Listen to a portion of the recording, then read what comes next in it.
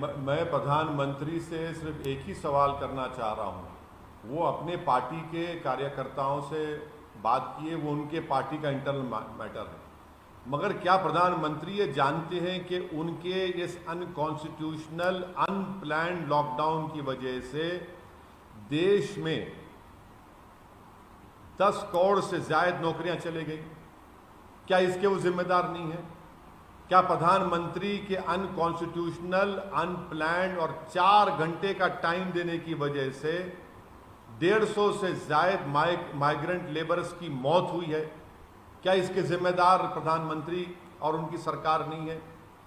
क्या प्रधानमंत्री ने अपने अनप्लैन्ड अनकॉन्स्टिट्यूशनल लॉकडाउन की वजह से जो ट्रेन की सर्विस शुरू हुई थी उसमें 55 से ज्यादा सिर्फ 15 दिन में माइग्रेंट लेबरर्स मारे गए, 10 करोड़ के ऊपर नौकरियां चले गई? कौन सी सेवा की आप बात कर रहे हैं? आज करोड़ों लोग बेरोजगार हो चुके हैं और प्रधानमंत्री सेवा की बात कर रहे हैं।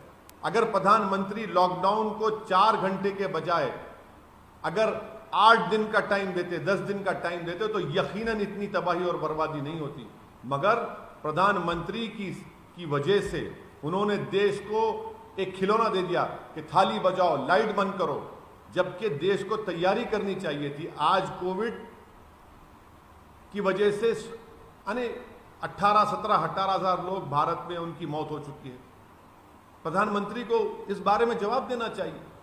अगर आज वो सेवा की बात कर रहे हैं तो सर फिर आपका फैसला गलत था।